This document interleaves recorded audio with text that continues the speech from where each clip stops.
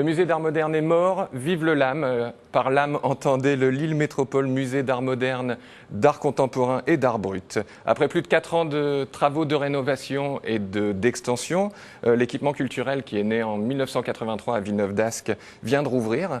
Dans quelques instants, vous pourrez découvrir le documentaire d'Hugues Rougerie qui s'appelle « Quelques jours au musée ». Hugues Rougerie a pu percer les mystères et les coulisses du musée avant sa réouverture. Puis avec mes invités, Jean-Michel Stiévenard et Pierre Candal, nous évoquerons la belle histoire du LAM et aussi l'avenir radieux qui lui semble promis.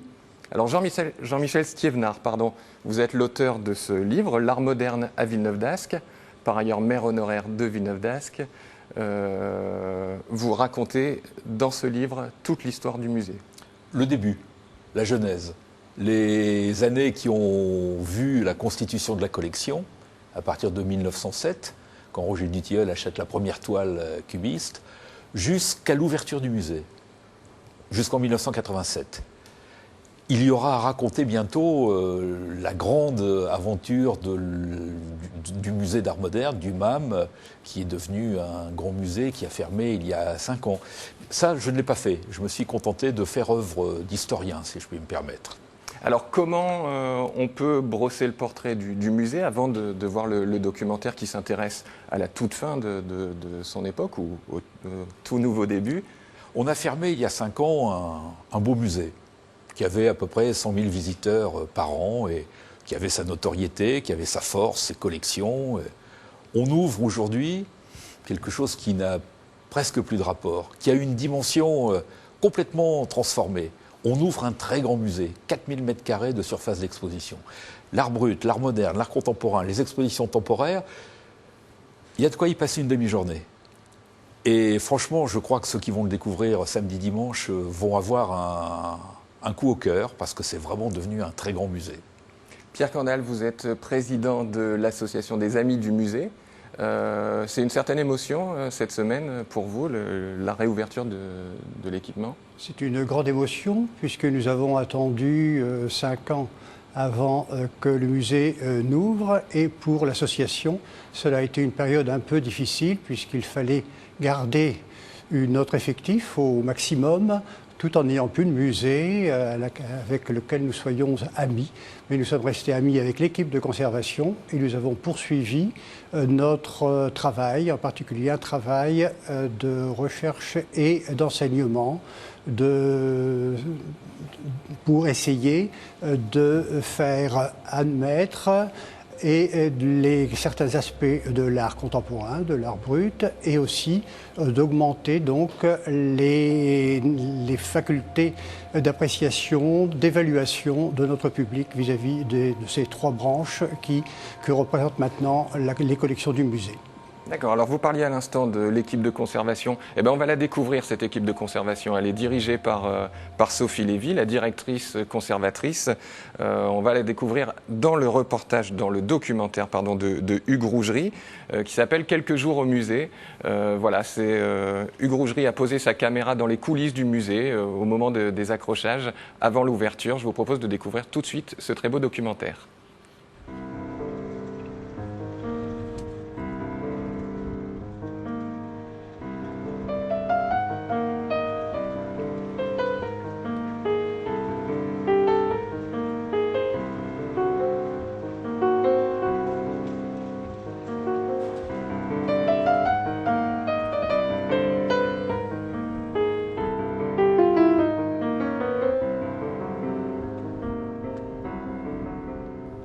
Nous sommes au LAM. Ce n'est pas un nouveau musée, mais plutôt un musée sur le point de réouvrir, après 4 années de travaux. Ce musée, je le connais bien. J'y ai travaillé par le passé. J'avais envie d'y revenir quelques jours avant sa réouverture. Envie de le redécouvrir avec vous, au hasard des salles, au moment où il va renaître avec une nouvelle peau, un nouveau corps et une nouvelle collection. Je vous invite à cette chorégraphie un peu magique, ce ballet incessant dont le point d'orgue sera la réouverture et surtout l'arrivée tant attendue du public. Des œuvres qui arrivent encore, oui, toujours et encore. Ça n'en finit pas. Excusez-moi. Oui.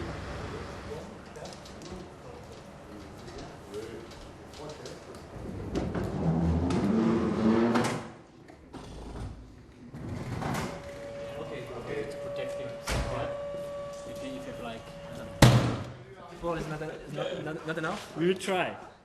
I don't know. We will try. Because we have our 40th It's a new Ram. museum. Yeah, yeah, okay. And you are full of energy. That's good for you. C'est un gros challenge, enfin, c'est un enjeu important puisque c'est un musée qui existait déjà, c'est un musée un peu phare dans la région et dans l'Euro-région, je pense. Par rapport donc aux habitants, mais aussi par rapport à la collection. Donc là, donc, du coup, on bascule tout de suite vers l'international parce qu'effectivement, c'est une des plus belles collections d'art moderne après Beaubourg en France, en tout cas. Donc ça se situe tout de suite au plan international. Donc c'est un musée important aussi parce que c'est une triple collection. Donc il y a beaucoup d'attentes, je pense. Donc oui, on peut facilement se mettre la pression, je crois. Donc si on n'en a pas, Et on l'a? on l'a au quotidien. Et d'ailleurs, je pense que c'est ce qui fait avancer parce qu'effectivement, si on ne l'avait pas, on n'ouvrirait pas en temps et en heure. Donc je pense qu'il est bon de se la mettre, mais pas non plus de trop se la mettre parce que sinon, c'est à ce moment-là qu'on fait des bêtises et c'est pas trop compatible avec la nature du métier.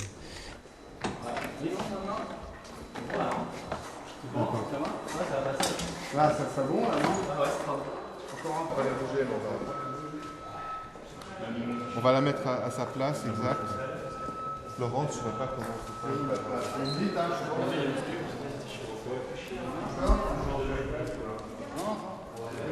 On a chargé là-bas, c'était avant-hier. On a fait la route jusque-là. Enfin, on a eu plusieurs endroits. On a chargé au Liechtenstein, à Bâle. Et avant, on avait chargé à Genève. Et puis d'autres choses qui étaient venues de Zurich, mais qui étaient venues avant, qui avaient transité par Genève et pour faire un camion groupage pour ici, quoi, pour l'expo.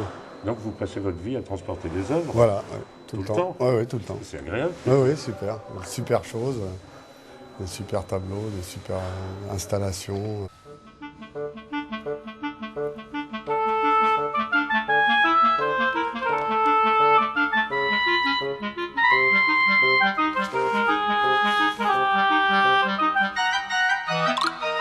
J'ai une équipe formidable. C'est d'autant plus étonnant pour moi que je ne l'ai, pour l'essentiel, pas choisie. Je l'ai adoptée, elle m'a adoptée aussi. Mais c'est une équipe, je dis souvent en fait, qui certes est très travailleuse, qui est toujours la première qualité d'une équipe, mais en plus qui a une sorte de charme, qui est peut-être le charme du lieu, qui est une gentillesse, une douceur, une manière très, très élégante de se comporter. Quand ils me disent, c'est un peu cruel, mais quand ils me disent je dors pas bien la nuit en ce moment, je dis c'est très bien, parce que tant que c'est vous qui dormez pas, moi je dors.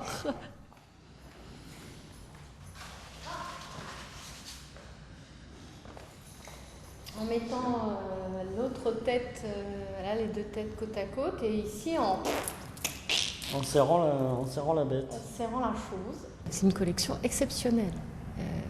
Il n'y en a pas beaucoup d'autres en dehors de Paris de cette qualité. J'aime cette collection, voilà, tout simplement. Et d'autre part, je me suis toujours dit, quand je me promenais dans ce musée, qu'on ne pouvait pas y être malheureux. C'est un musée qui, par son espace, sa manière d'instaurer un lien avec le visiteur, on s'y sent bien. Je crois que c'est aussi valable pour les gens qui y travaillent. Il y a des architectures qui suscitent le malaise, et il y a des architectures qui suscitent le bien-être, le bonheur. Je me souviens m'être aussi dit que c'était un musée qui méritait qu'on se batte pour lui.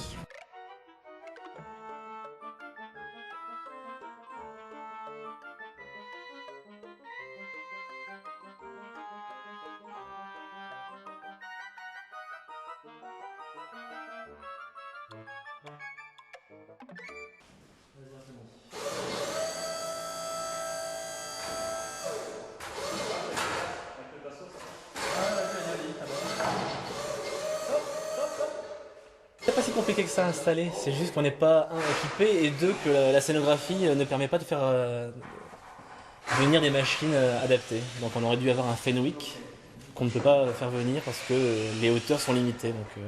Donc on construit avec les moyens du bord, exactement. Ouais. Sauf que à l'époque des pharaons, on construisait des pyramides, mais on était très nombreux. Là on n'était pas assez et puis on n'a plus l'habitude de travailler avec nos muscles.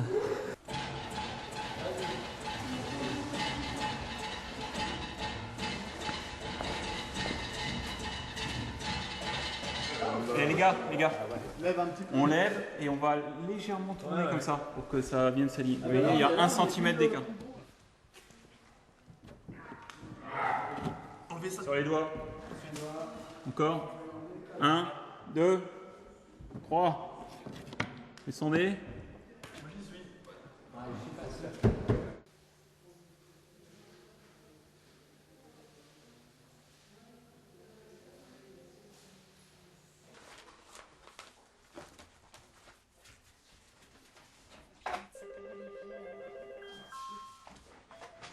Musée d'art moderne, bonjour.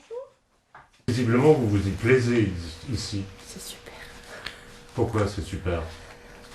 Parce que je m'intéresse beaucoup à l'art et parce que c'est très très très varié. Il y a le côté secrétariat, mais il y a le côté culturel qui est passionnant.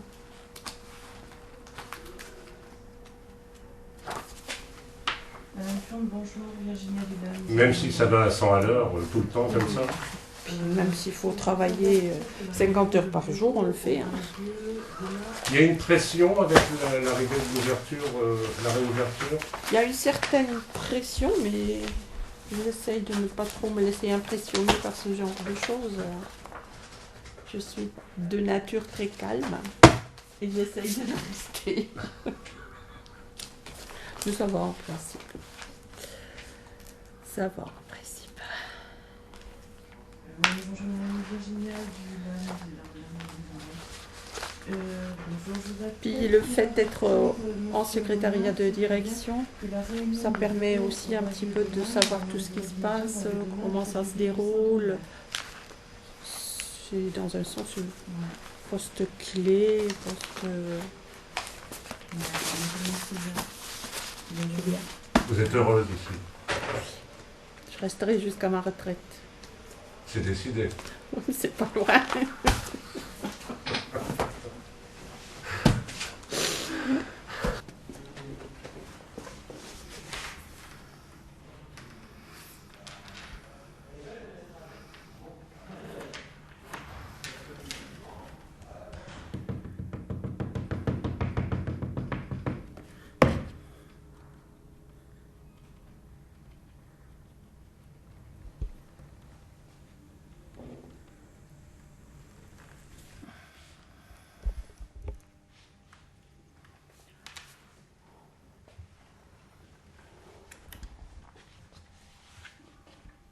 À tous les expos, il y a de la pression. Ouais, plus ou moins. Ouais. Mais il fallait encore s'en va, mais ça va être vers le mois de fin août, début septembre, il y aura un petit peu plus, parce qu'il y a toujours des trucs qui vont pas aller, quoi, qui vont pas la refaire. C'est-à-dire des trucs qui vont pas bah, aller? Exactement, je ne saurais pas dire, mais rien que des couleurs, il y a peut-être des couleurs que ça n'ira pas. Quand il sera fait en masse, peut-être qu'ils vont se dire, bon, ben, on va changer, c'est déjà arrivé. Et qu'est-ce que tu préfères faire, toi, peindre ou faire des encadrements? Moi, faire des encadrements. Mais tout à l'heure, tu me disais que c'était parce que c'était minutieux. Mais ouais, pourquoi? minutieux. Parce que c'est minutieux, ça t'aimes ça? Ouais, parce que j'aime bien. C'est un bon petit boulot, quoi. Comment expliquer ça, je ne saurais pas dire. Ça me plaît. Je préfère faire ça que de peindre, quoi, de monter en haut, descendre l'échafaudage, quoi, si tu préfères. Ah ouais, parce qu'on arrive à un âge. On va laisser partir.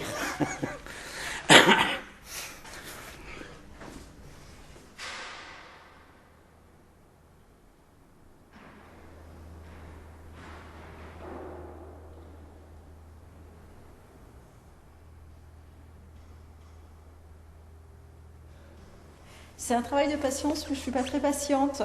Donc Ah bon? c'est un peu plus compliqué que ça en fait. Expliquez-moi un peu. Lorsqu'on fait de la retouche, en fait, on rentre un peu dans le... En fait, le temps s'arrête, donc il n'y a plus vraiment de problème de patience. L'important, c'est de retrouver une couleur, une texture. Et du coup, on oublie un petit peu où on est et le temps qui passe. Donc, lorsqu'on est dans un travail de retouche, il peut y avoir du bruit à côté, souvent ça ne nous gêne pas. Il n'y a plus que vous et l'œuvre. Oui, oui, tout à fait. C'est assez particulier hein, comme rapport justement à l'œuvre. C'est que c'est un grand format, hein, c'est une toile qui fait 5 mètres et elle est faite par des petits points. Donc justement, on est dans ce rapport de l'infiniment petit qui donne une image infiniment grande, de ces points qui deviennent des lignes et de ces lignes qui deviennent des aplats. On est dans des rapports très particuliers à l'image.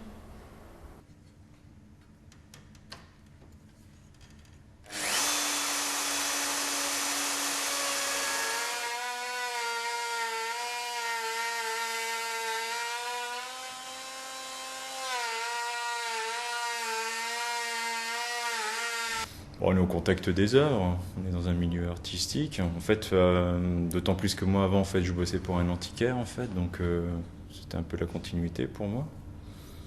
Puis le travail en équipe, c'est vrai que c'est sympa. Il y a toujours le fait d'être avec d'autres personnes et d'avoir une certaine ambiance au niveau des montages, en fait, qu'on ne trouve pas forcément dans d'autres milieux, en fait. Le matin, des fois, j'arrive, surtout en période de montage, en fait. Moi, je vais faire un tour dans les salles pour voir un peu ce qu'il y a à faire, puis dire de commencer la journée comme ça, en fait. Aller se balader, voir un peu, puis après revenir, et puis attaquer, quoi. Il y a des œuvres qui vous plaisent plus que d'autres? Moi, je suis fervent de Fernand Léger, j'aime bien Fernand Léger, en fait. Après, d'autres, je sais pas vous dire. J'aime bien Fernand Léger, quoi, donc...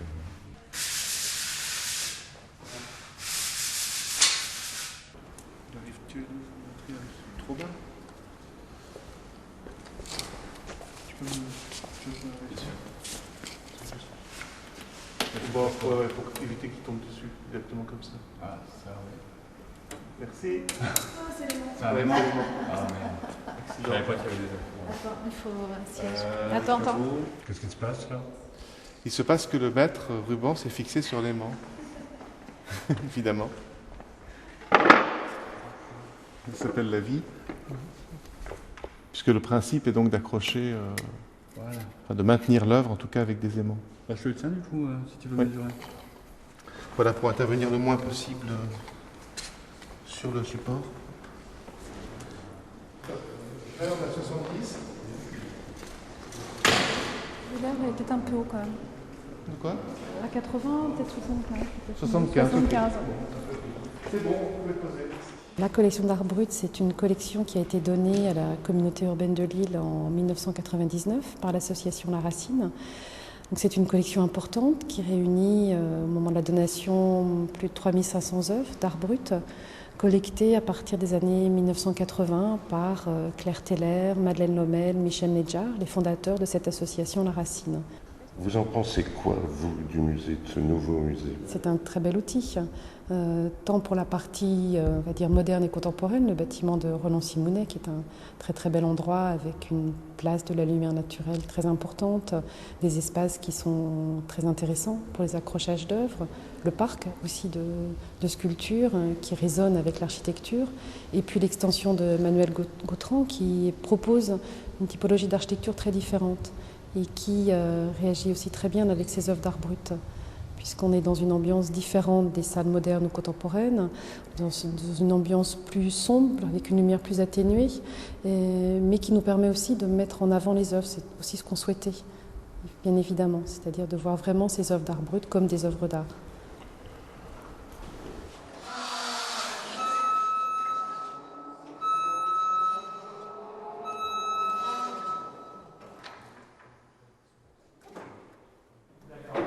Alexandre, oui. Qu'est-ce qu'on accroche là? Alors là, on est en train d'accrocher des œuvres double face d'Aloïse Corbaz. Elles sont présentées dans des cadres en plexiglas et les œuvres sont maintenues par des aimants.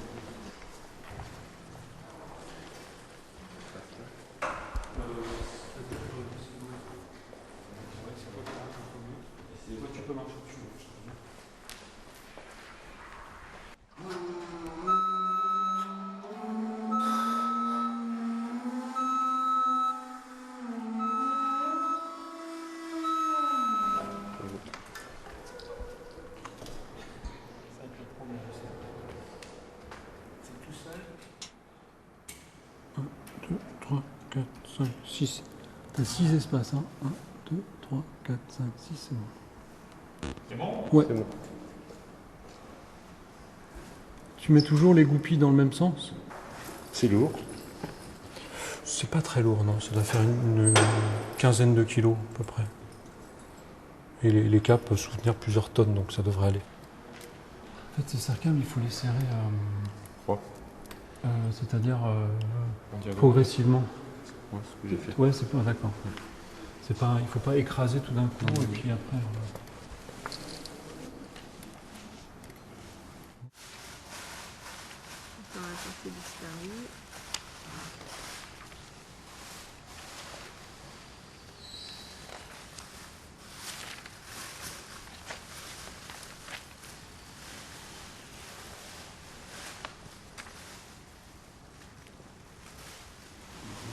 Ensuite, Piola, conflit dans le Pacifique, et Plivier, les galériens du Kaiser. Donc ceux-là, ils vont entre les 2 petits bocaux d'épices et les 2 boîtes de conserve. Ensuite, on aura Léon Poncin, la dictature des puissances occultes. On s'y retrouve facilement? Plus ou moins. Ça dépend des... Ça dépend. C'est une œuvre qui est très écrite. Oui, tout est vraiment très codifié. On ne doit pas mettre un livre avant ou après tel bocal. Tout est tout à fait décrit. Il faut être très très précis et pas se mélanger. Donc ces 3-là, ils vont entre les 2 boîtes de conserve et le bocal de riz et les 4 petits bocaux d'épices à la suite. Donc ces 3-là, ils vont après le bocal de céréales. C'est avant les 2 bouteilles de transparent et les 2 bouteilles de confiture. Ensuite, ce sera pas de terpane. On a vu ce modèle pour les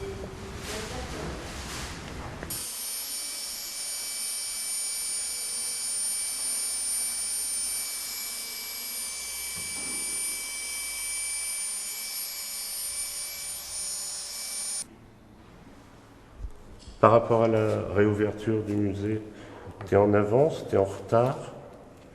Par rapport au travail que tu as à faire, David? Je suis forcément en avance puisque je ne serai en retard que le jour où ça sera ouvert. Alors, pose-le. Et nous, on déroule au fur et à mesure. En faisant très attention que ça, quand ça va sortir, voilà, il faut. Tu maintiens. Comment tu définirais ton travail? Mon travail, faire en sorte que les œuvres durent le plus longtemps, soient conservées, donc s'abîment le moins possible, ne se dégradent le moins possible, tout en faisant en sorte qu'elles soient présentées et visibles au public. Et puis la restauration, c'est lorsque des dommages sont survenus, que l'œuvre est stabilisée, elle ne se dégrade plus, on fait en sorte que les dommages passés soient résorbés ou ne gênent pas la vision de l'objet, sa vision et ses lectures possibles.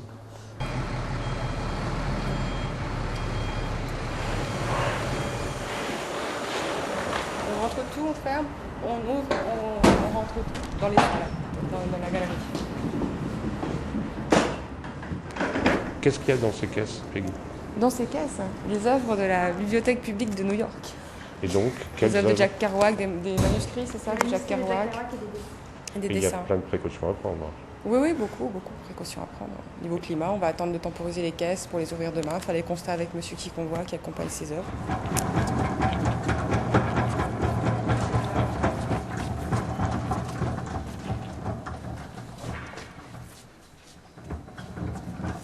Ça c'est les numéros de caisse, ça c'est le numéro 2.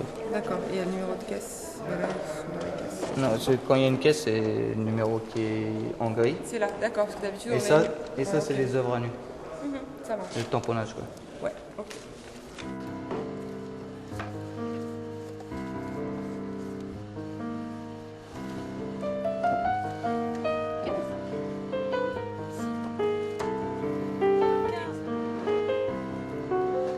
Je suis originaire de Lille et ayant fait mes études Beaux-Arts à Dunkerque, j'étais venue étudiante en stage pour monter, je pense que c'était l'expo L'envers du décor, travailler sur les burennes. Et donc c'est super de pouvoir revenir et puis d'être de l'autre côté de la barrière. Cette œuvre a un nom, c'est Hyacinthe descendue de l'arbre. descendu de l'arbre pour l'histoire que j'ai racontée, qu'on est en bas. C'est une charpente, la charpente de l'arbre, la charpente au sol. Et Hyacinthe, c'est aussi donc, un très beau jeune homme dont Apollon était amoureux, et quand il est mort accidentellement, de son sang est né les fleurs. Mais sinon, je pense que celui qui va rester, et son surnom, c'est le diamant ou le diams.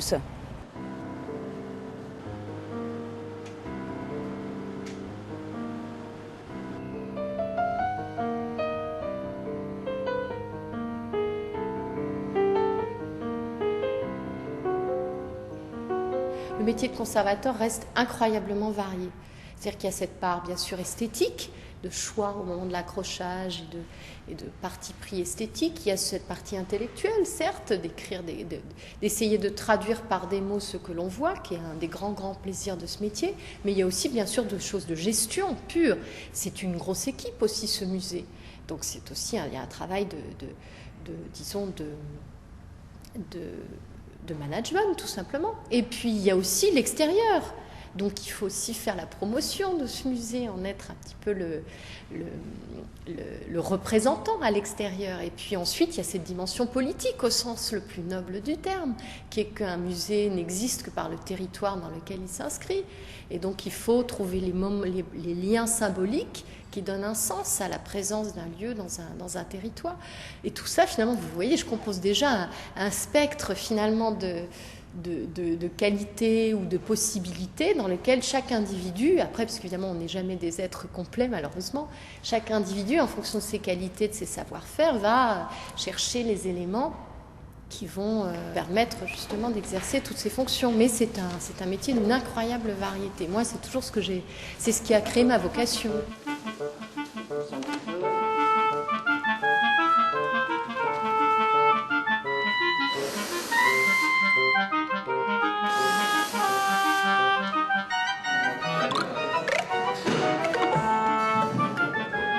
Qu'est-ce qui vous manque comme matériel?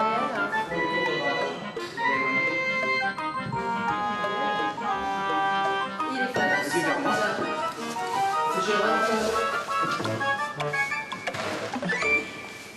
à moi maintenant.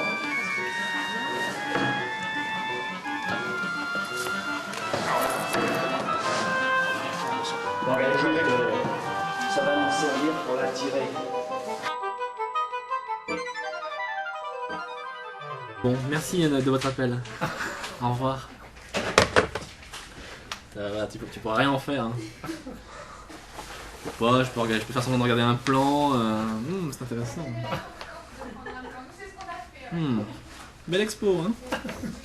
Oui. Non, on va quand même pas cacher qu'il y a une bonne ambiance dans le bureau, si c'est pour... parce qu'il y a un film, quoi. Je peux faire semblant d'être sérieux. Je sais pas quoi faire. Je peux faire semblant de travailler. Et si ce soir on dansait le dernier slow, un peu de tendresse au milieu du disco. Là, non, sur le bord du muret. Ouais. Vous êtes la dernière personne. Non, Toute l'équipe du musée s'affaire avec une même passion au service des œuvres et du public. À quelques jours du vernissage, une courte pause. Le temps d'un cliché, le portrait d'une famille. Tout le monde semble content. Dans un album, on n'accroche que les meilleures photos, un peu comme dans mon film. Top. Une. Cheese. Voilà. Wistiti.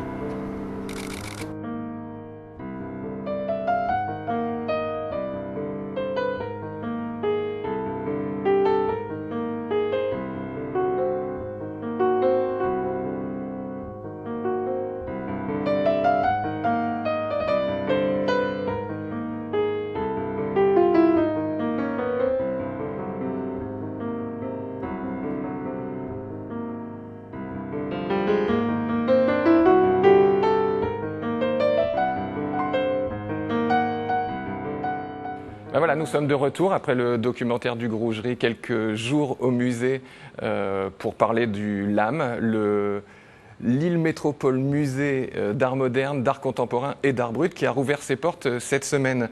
Jean-Michel Stiévenard, je rappelle que vous avez écrit le livre L'art moderne à Villeneuve d'Ascq. Vous avez vécu l'ouverture en 1983, une réouverture en 1991, c'est des moments émouvants. On le voit avec cette équipe dans les dernières images du documentaire. Ce sont des moments émouvants parce que tant qu'on est entre soi, l'équipe du musée est à l'intérieur, elle organise, elle met en place les œuvres, les pièces, mais ça reste du travail personnel. Ce qui importe, c'est le regard du visiteur. Et dès que le visiteur arrive, on commence à le regarder. Est-ce qu'on a fait les bons choix en plaçant telle œuvre à tel endroit? Est-ce qu'il est admiratif? Est-ce qu'il s'arrête à l'endroit où on pensait qu'il devait s'arrêter? Ça, c'est un moment d'émotion.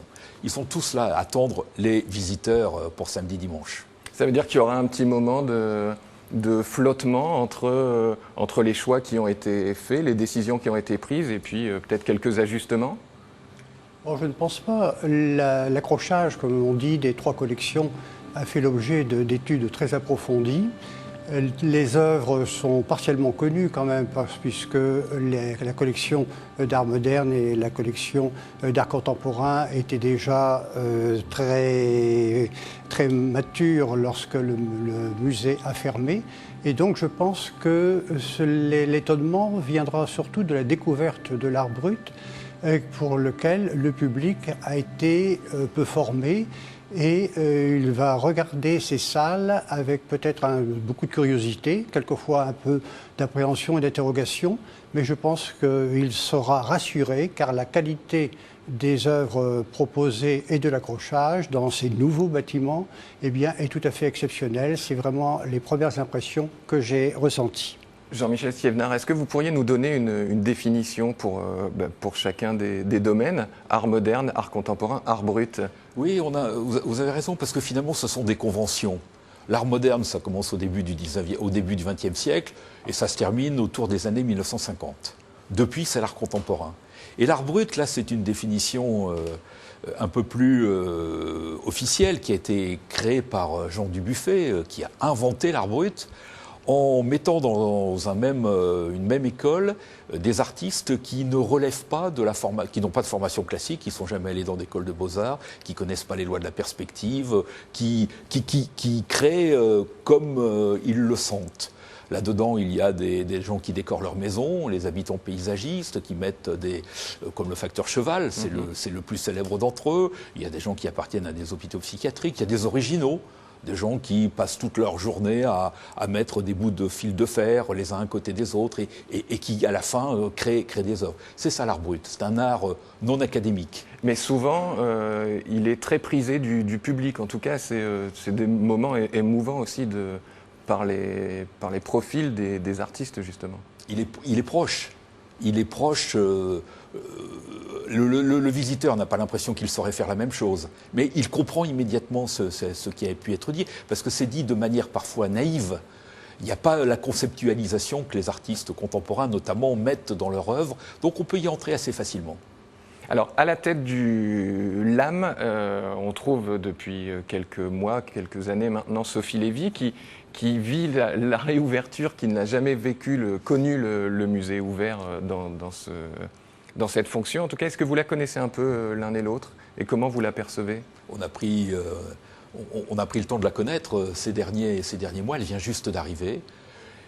Elle a pris en charge une œuvre qui est quand même très grande. Ouvrir un musée avec ces 3 collections, il n'y a aucun autre musée au monde qui rassemble ces 3 collections. Elle y va avec infiniment de courage, infiniment d'intelligence et infiniment de sensibilité et de séduction. Et manifestement, tous les interlocuteurs qui tournent autour du musée sont maintenant prêts à la suivre. Elle nous fera aller dans des directions qu'elle va inventer au fur et à mesure des années qu'elle va y passer. Votre association l'a rencontrée? Oui, nous l'avons rencontrée déjà plusieurs fois et je pense que le musée a une chance exceptionnelle d'avoir à sa tête une personnalité telle que celle de Sophie Lévy.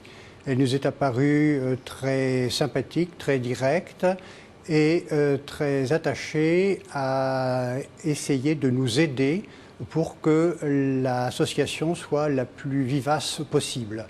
Et donc les contacts que nous avons eus avec elle ont été excellents et nous nous félicitons. Eh ben, à la bonne heure. Ben, je vous propose de l'écouter, Sophie Lévy. Elle nous parle du musée en général et ensuite plus particulièrement de l'art brut. Ce que je trouve bien en fait dans ce musée, c'est que dans sa variété, on peut choisir déjà. On peut choisir de se promener dans le parc et de regarder la manière dont les sculptures viennent s'installer dans un cadre naturel. Ça peut être un premier plaisir du promeneur le week-end à Villeneuve-d'Ascq.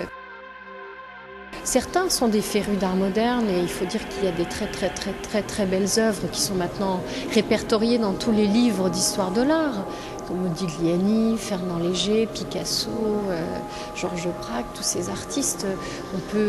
C'est quand même une des rares possibilités en France de pouvoir avoir une sorte d'histoire du XXe siècle qui se déroule sous vos yeux.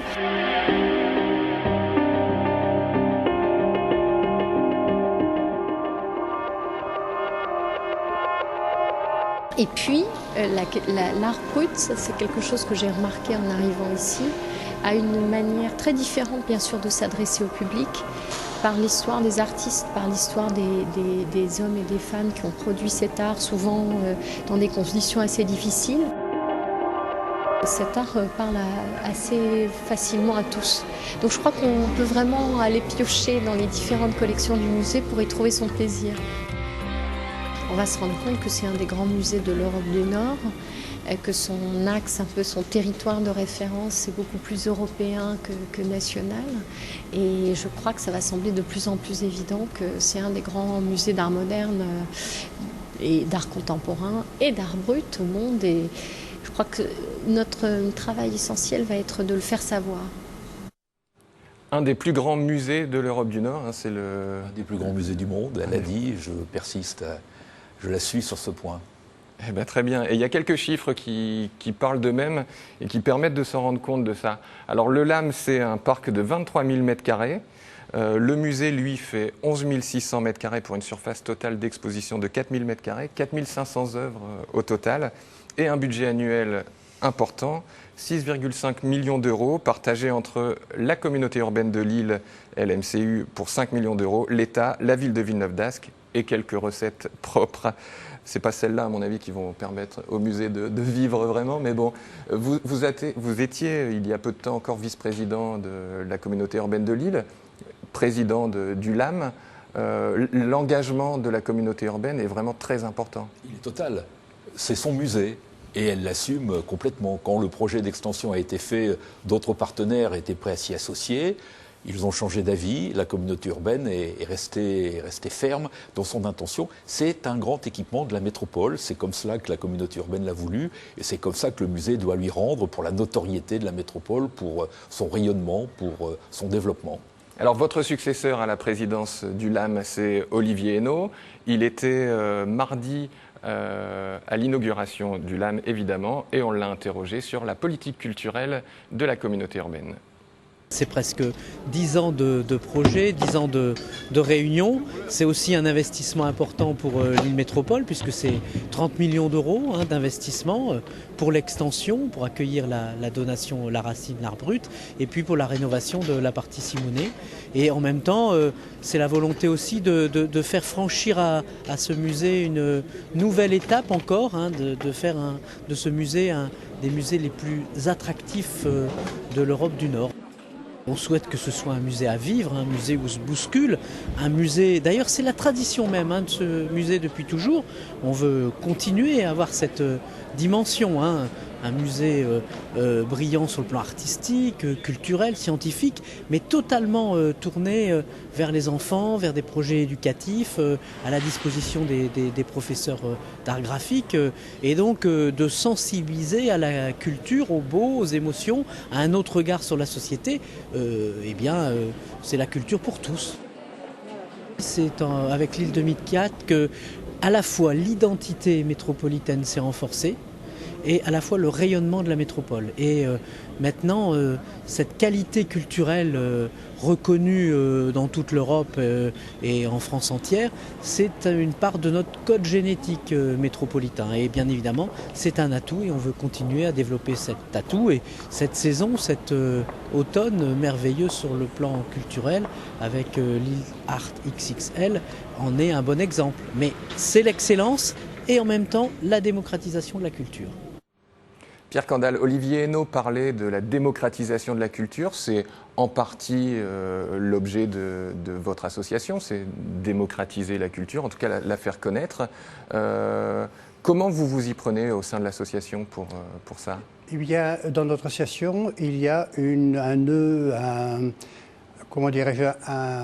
partie des membres qui sont vraiment très au courant de l'art moderne et de l'art contemporain.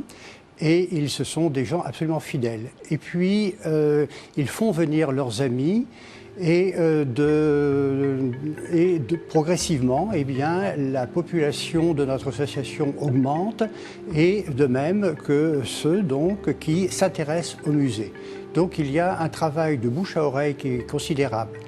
Et nous proposons aussi à nos membres, nos adhérents, eh bien, toute une série d'activités qui les intéressent et qui les motivent, telles que des conférences, telles que des visites d'ateliers, telles que des visites d'exposition ailleurs qu'à Lille, ou même à Lille même. Quand on a vu l'exposition Pinault, on y est tous allés avec des visites guidées. Et donc nous avons tout un travail avec nos adhérents de faire connaître l'art contemporain et l'art moderne, bien sûr, l'art contemporain et aussi l'art brut. Donc ce travail d'éducation, eh bien, d'entraînement, eh bien, nous l'accomplissons dans la mesure de nos qualités, bien sûr, et de nos possibilités.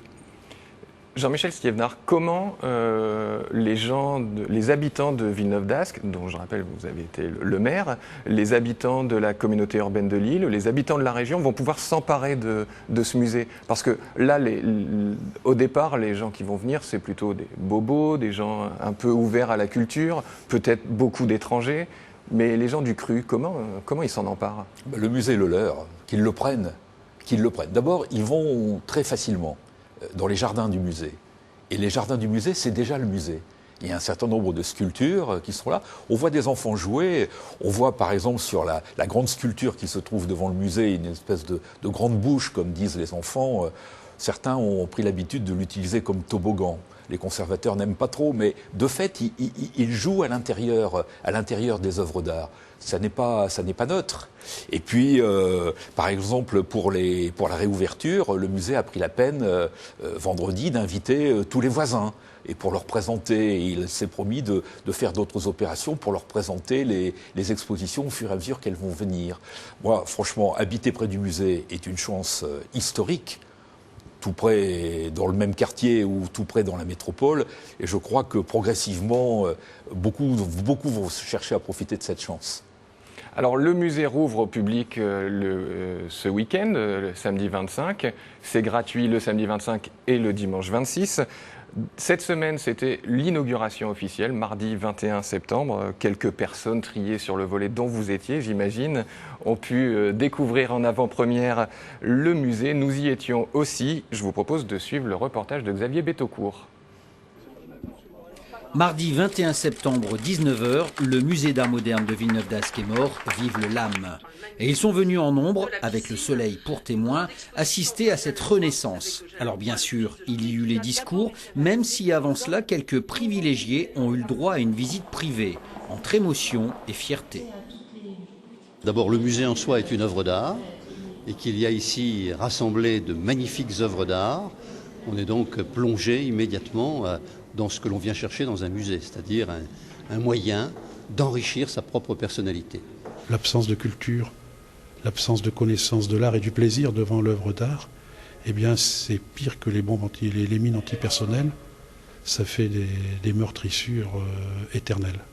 Voilà, alors c'est tout ça qui se bouscule dans ma tête et aussi dans le cœur, parce que c'est à pleurer un beau musée comme ça, quoi. Après 4 ans de fermeture, les invités ont pu découvrir ce musée flambant neuf. Certains ont même fait un long voyage pour cela.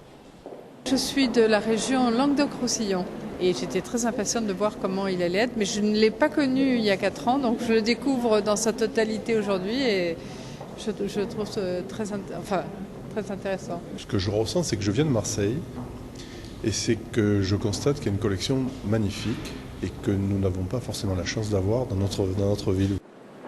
Et pas besoin de venir de loin pour apprécier, les régionaux, eux aussi, étaient sous le charme. Je trouve que le musée, il a un côté un peu intimiste et à la fois très ouvert. On circule bien. On dirait même presque dans certaines salles, on a l'impression d'être dans un atelier d'artiste. Au niveau justement de la galerie de l'art brut, franchement j'ai été assez bluffé parce qu'il y a pas mal de gens dont j'avais jamais entendu parler et à chaque fois c'est super émouvant d'entendre à la fois leur histoire en fait, comment ils en sont arrivés à ça quoi, et c'est tout, moi ça m'a ému. Le grand public pourra à son tour être ému dès ce samedi. Picasso, Modigliani, Braque et tous les autres les attendent avec impatience. Alors les premières impressions ont l'air plutôt bonnes. C'est ce que vous avez ressenti aussi, Jean-Michel Siévenard, lors de la visite? Après un tel chantier, on est tellement content de revoir des œuvres qu'on n'avait plus vues depuis des années. Et puis l'ensemble fonctionne tellement bien. Il est tellement conforme aux rêves de ceux qui ont dessiné le musée, qui l'ont réinventé. Et on le voit en activité. Vous voyez les visiteurs, comme ils se sentent immédiatement en prise avec ce qui a été fait. Alors parlez-nous-en un peu de ce musée, parce qu'on n'est pas vraiment rentré dans le fond. Il y a une première partie, un premier bâtiment, on va dire, qui est aujourd'hui classé monument historique, conçu par Roland Simounet. L'extension, elle, a été confiée à Manuel Gautran, donc c'est plutôt la partie art brut, quelques salles d'art moderne. Voilà, et tout ça abrite une collection, celle de Roger Dutilleul à la base. Est-ce qu'en quelques mots, vous pouvez nous retracer tout ça? Roger Dutilleul, c'est un amateur. C'était un rentier du début du siècle qui a découvert les cubistes au moment où personne n'en voulait. Il y avait deux Français qui achetaient des œuvres cubistes. Il y avait Guillaume Apollinaire, qui est décédé pendant la guerre 14-18, et Roger Dutilleul. Ils ont eu la complicité d'un galeriste, un jeune galeriste qui était Daniel Kahnweiler. Et à trois, ils ont repéré, ils sont allés chez Picasso, chez Braque, chercher les œuvres qu'ils venaient de peindre et qui les ont mises en évidence. Pour eux, personne n'en voulait. Et cette collection qui a beaucoup grandi, parce que Roger Dutilleul a collectionné pendant 50 ans, il a eu la chance de trouver dans son neveu Jean Mazurel, qui lui est un homme du Nord, un industriel du Nord, qu'il a reçu en éducation, si j'ose dire, pendant qu'il finissait ses études. Jean Mazurel a passé 3 ans ou 4 ans à Paris, chez l'oncle Dutilleul. Il a appris les artistes, il a appris le cubisme, il a appris la peinture. Et il a continué la collection lui-même. Quand Roger Dutilleul est parti à la fin de sa vie, les deux collections ont été rassemblées. Pour tout dire, elles n'en faisaient déjà plus qu'une. Et Jean Mazurel, conformément à probablement l'engagement qu'il avait pris vis-à-vis de son oncle et à la conviction profonde qu'il avait que ses œuvres ne pouvaient pas être dispersées dans des ventes publiques ou auprès de collectionneurs, de petits collectionneurs, a trouvé un partenaire qui voulait bien accepter, c'est la communauté urbaine. On construisait la ville nouvelle à ce moment-là. Paul Delouvrier, qui était le patron des villes nouvelles, disait pour qu'une ville soit complètement achevée, il faut un cimetière et un musée. C'est facile de faire un cimetière. C'est très difficile de faire un musée. On est la seule ville nouvelle qui a su faire un musée parce qu'il y avait une œuvre qui avait été constituée. Les cimetières, on sait mieux les faire. Et alors là, vous parliez essentiellement du fonds d'art moderne et d'art contemporain, parce que le fonds d'art brut, lui, provient d'ailleurs. Le fonds d'art brut a été constitué au moment où Jean Dubuffet, qui est le premier qui a repéré les œuvres d'art brut et qui a créé le concept, a fini par donner sa collection à Lausanne, à la Suisse, à Lausanne, qui a accepté de faire un musée, le musée d'art brut de Lausanne.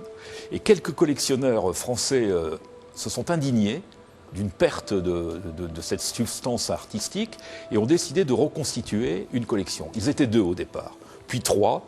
Ils ont constitué l'association de la Racine, ils ont acheté dans des brocantes, dans des hôpitaux psychiatriques, ils ont amassé un certain nombre d'œuvres, il y en avait des milliers, il y en a eu 3500 à la fin. Ils avaient trouvé une petite commune de la région parisienne, Neuilly-sur-Marne, qui a accepté de leur donner quelques pièces dans une vieille bâtisse, mais qui ne pouvait pas aller plus loin.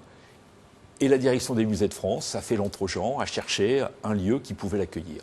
La communauté urbaine, encore une fois, après beaucoup d'hésitation, mais après avoir fait une exposition pour voir, une exposition qui a eu un succès considérable, 70 000 personnes qui sont venues découvrir l'art brut, la communauté urbaine a accepté la donation.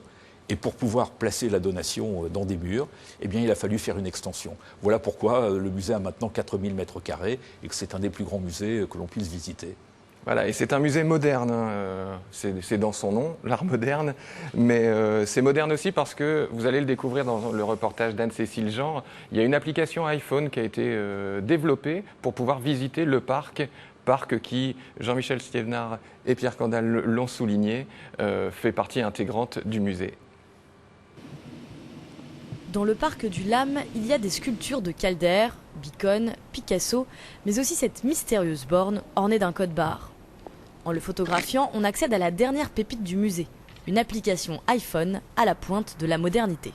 Quand on arrive dans la zone géolocalisable de l'œuvre, automatiquement, l'application permet d'avoir sur son écran une copie de l'œuvre, une photo de l'œuvre en petite vignette. Quand on clique dessus, on a le texte explicatif de l'œuvre, qui est un texte qui est différent de celui des bornes. Ce type d'application, basée sur les coordonnées GPS, est une première en France pour un musée. Exit l'audioguide un peu rigide et les parcours linéaires. Le LAM souhaite développer la visite nouvelle génération. L'idée, c'était de permettre aux visiteurs de pouvoir totalement librement, comme vous le faites quand vous vous promenez dans votre jardin, dans votre parc en l'occurrence, de s'interroger et de trouver des informations rapidement, des petites clés de lecture sur telle ou telle sculpture. Développée à la base pour les personnes souffrant de déficience visuelle, l'application est finalement accessible à tous. Pas de code ou de procédure compliquée, les informations changent toutes seules en fonction de l'emplacement du visiteur. C'est ce qu'on appelle la réalité augmentée. Devant ce magnifique parc et les œuvres qui sont tellement splendides, je trouve que la réalité se suffit à elle-même. Mais oui, l'idée, c'est d'apporter un plus à chaque œuvre et d'apporter un plus à ce que l'on voit pour pouvoir mieux le comprendre. L'application sera bientôt disponible sur tous les smartphones. Principal public visé, les jeunes et les technophiles. Mais que les autres se rassurent, il y a toujours des visites guidées. Ça vous séduit, Pierre Kandal, ce genre de joujou? C'est tout à fait séduisant, car c'est un véritable autoservice. C'est le service des explications sur l'art. Et je pense que c'est inévitable et que ça va se développer avec beaucoup d'intérêt pour toutes les personnes jeunes en particulier. C'est ça, ça peut attirer un certain public dans les musées? En tout cas, le musée est aujourd'hui à la pointe de l'utilisation des technologies de la communication pour pouvoir entrer plus facilement, permettre le contact plus familier entre le visiteur et l'œuvre. Je pense que ça va être très bien. Le site internet du LAM, d'ailleurs, est lui-même particulièrement intéressant à consulter. En quelques minutes, est-ce qu'on peut élargir le débat à l'offre culturelle régionale? Parce qu'on se rend compte maintenant que le maillage des musées dans la région est important. Et dans quelques mois, on va même voir arriver le Louvre-Lens. Il y a des connexions à créer entre tous ces établissements. Quand le musée d'art moderne a été décidé, il y avait juste le Palais des Beaux-Arts de Lille, le petit musée de Tourcoing qui vivotait, Roubaix c'était quasiment fermé. Le musée d'art moderne a montré l'existence d'un nouveau public. Depuis, en 30 ans, on a fait du chemin. Le Palais des Beaux-Arts est complètement transformé. La piscine de Roubaix est devenue un lieu mythique. Le musée de Tourcoing ouvre à nouveau le 10 octobre dans une configuration plus grande. Il y a le musée du Cateau, le musée de Cassel qui va ouvrir aussi bientôt, le musée de la dentelle à Calais. Manifestement, il y a une offre culturelle qui est devenue intelligente, qui est devenue impressionnante. Quand je dis intelligente, ça veut dire qu'elle permet d'avoir des entrées multiples. On peut venir voir de la dentelle, on peut venir voir de l'art moderne, on peut aller voir d'autres choses. Et ça va nous, d'une part, pour le bonheur des habitants de la région, et d'autre part, pour tous ceux qui vont venir de l'extérieur. On a du mal à se déplacer pour une exposition.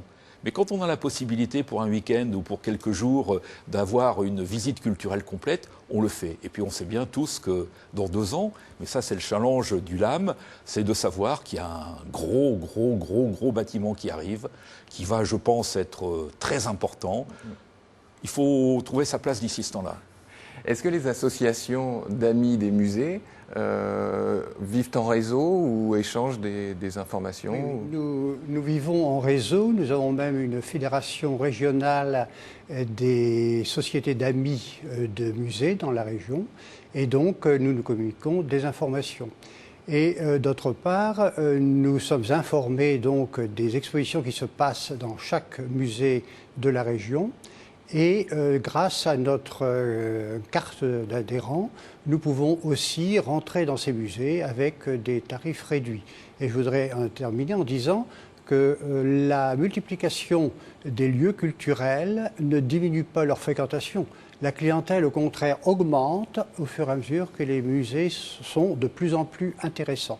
Et pour faire venir des personnes de l'étranger, comme M. Stevenart l'a dit, eh bien, c'est une offre généreuse qui permet de décider les personnes à faire le voyage.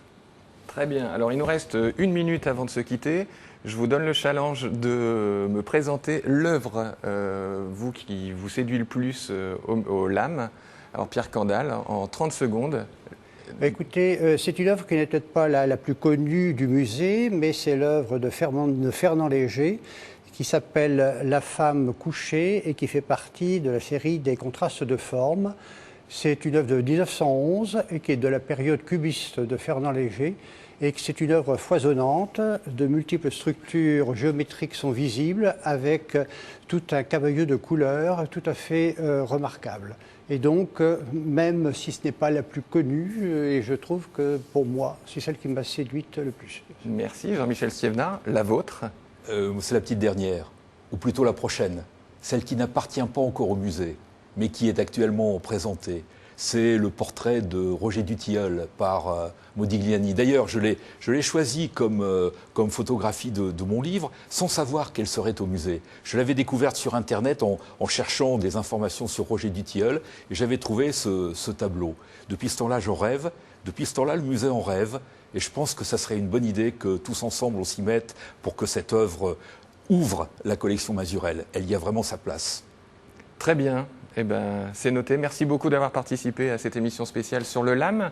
J'espère qu'on vous a donné envie d'y aller. En tout cas, n'hésitez pas, ça vaut vraiment le déplacement.